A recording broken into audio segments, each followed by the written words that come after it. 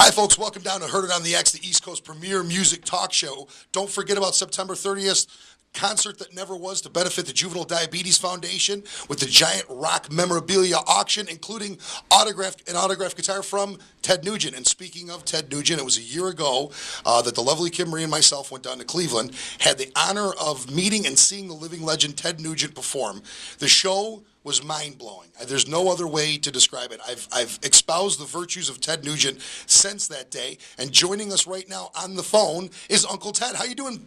Rich, y'all, greetings. Happy barbecue season. You're absolutely correct. I have the greatest rhythm and blues and rock and roll band on planet Earth.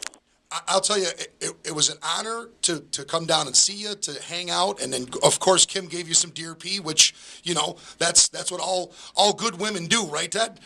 I'm telling you, I didn't write the Wango Tango for me. You know what I mean? No, but what you guys witnessed, you know, I got to just exalt, just celebrate that I think God loves me a little more than he loves you. Because he sent Mick Brown on drums into my band and Greg Smith on the bass guitar. I am the luckiest guitar player that has ever jammed, that has ever rocked out. My bands from the 1950s, 60s, 70s, 80s, 90s, right up to 2011, I've got the greatest rhythm gods in my band. Not only are they just incredibly talented and gifted, but they're so passionate about every song, every concert, every night, every jam session. In 2011, the energy level and the piss and vinegar level is off the charts. Plus, this year, guys, we've added that incredible soulful voice of Derek St. Holmes, the original vocalist on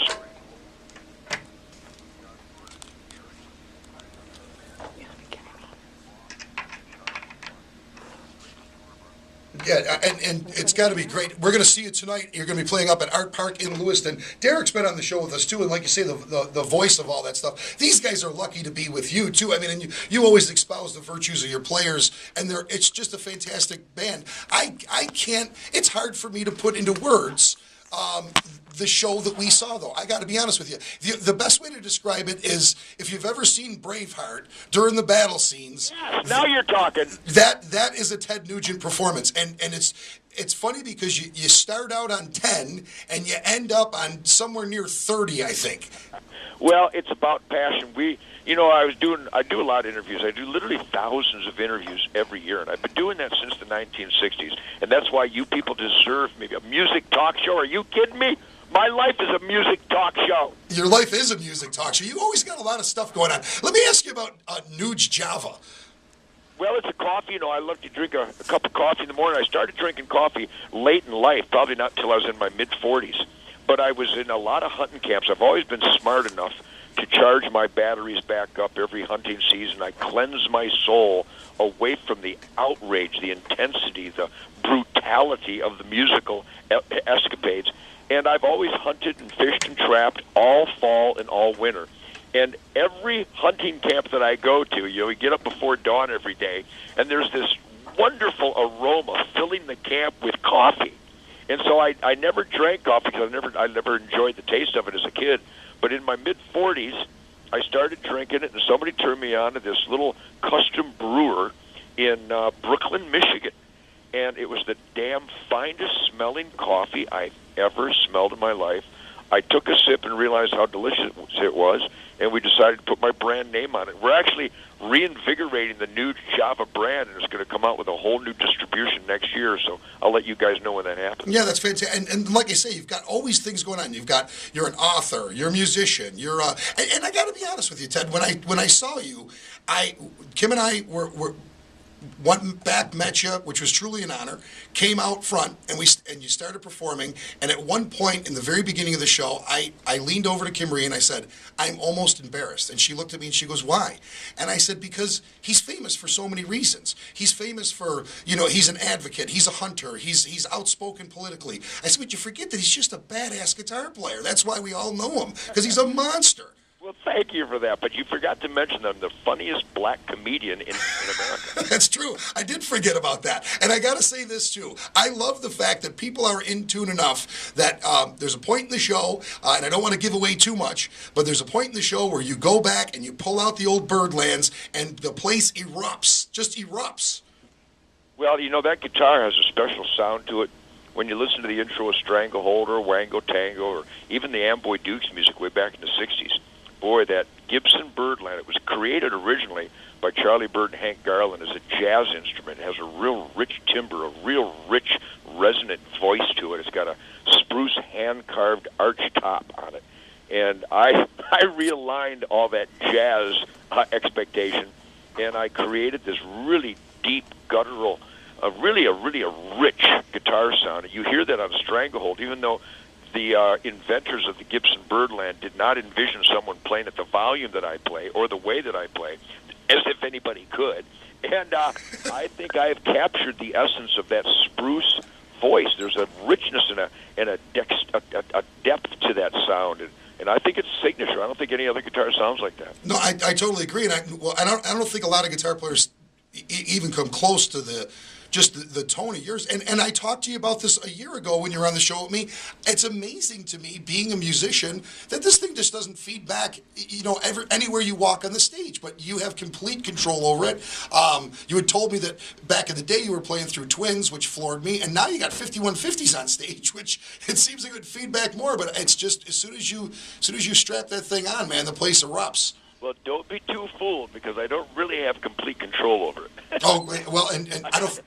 It's the battle. It's kind of a love battle going on up there, because if you position yourself, a lot of people think I'm this incredible dancer, but I'm not actually dancing on stage. I'm leaping and charging to a spot where I know the proper feedback will happen. So it's really a musical adventure every night on stage for me. But between the Gibson Birdland, and I play a lot of Les Pauls and a lot of PRSs too. There's some great instruments out there.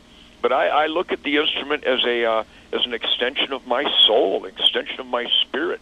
And with the bending of the strings on the guitar and the different type of sounds and sonics that you can milk out of an amplifier, especially with the feedback characteristics of a Gibson Birdland, it's absolutely limitless, man. It is such an orgy of musical sound adventure on stage every night for me. I get absolutely inebriated just on the musical process alone. Well, and like I say, the only way that I can describe it is a battle scene from the motion picture Braveheart. It's just it's a very passionate... It's funny you say that, but actually it isn't funny you say that. You nailed it. That's the way I feel. Especially the song Great White Buffalo in America in 2011, above the canyon walls, strong eyes did glow. It was the leader of the land, the Great White Buffalo, and he found the battered herd, and he led them across the land. With the Great White Buffalo, we can make a final stand. We, the people, are the Great White Buffalo. We're taking this country back from these power-abusing, corrupt, fraudulent Mao Zedong fan club punks who hate America, and they're in the White House. So my music and the uppity defiance of my music Stranglehold, just what the doctor ordered, certainly our Great White Buffalo, and a lot of my songs, it really is about defiance. In fact, in 1976, I wrote and created and performed and captured and recorded the song Stormtroopin', that I would never get on the train. No Nazi can make me get on a train. If a Nazi tries to get me on a train, I'll kill the damn Nazi. And that's the spirit of my music. That's the spirit of my soundtrack. And in 2011, there's no finer representation of the attitude and the superiority of we the people over those corrupt goons in the government who are abusing the power that we gave them. That's true. And I can't agree with you more. And I was going to ask you about this. Your new single, I Still Believe, is very, very positive, very, very uplifting. And I wanted to ask... I've listened to the song multiple times, and I want to know, do you still believe in America? Do you? I'm telling you, I've never believed more powerfully, especially with Governor Rick Perry running for president. The people I meet out here on the road, Rich, I'm telling you, farmers and ranchers and cops and teachers and welders and electricians and carpenters and mechanics. I mean, I hang out with the heart and soul of productivity. The people who dedicate their heart and soul to being the best that they can be, the most productive they can be. And way before we got angry, we were heartbroken that a United States president who was raised by communists in a communist household, educated by communist educators, that went to a church and got married by a person who despises America. Are you kidding me? So yes, we the people have a spirit. We've had enough. We're going to take our broken heart and we're going to channel it into positive energy, and we're going to vote these communist punks the hell out of our government because they're everywhere. Republicans, Democrats, the both. We've got to get a guy like Rick Perry in the White House who respects the U.S. Constitution and respects we the people. So, yeah, I still believe now more than ever. I'll tell you right now, when you talk, I would go to battle for you. I mean this. And it is a battle. You are like a general to me. I would do anything. As soon as you get on a roll, I would do anything that you said. Have you ever thought about running, Ted? Did you ever think about running? You know, I have, but they really wanted me to run for governor of Michigan and, believe it or not, governor of New Mexico. And I discussed it at length and sincerely with all the powers that be. But the most important power that be is my family. Right. And at this point, I'm going to be 63 this December, and I am blessed with an incredible amount of energy and spirit. I'm really healthy because I've been clean and sober for 63 years, and I thank God every day for every breath I take, and every day I can stand up on my own two legs. That's why I'm so involved with so many military charities and children's charities, and because I am so involved with so many charities, I have declined to run for public office as of yet.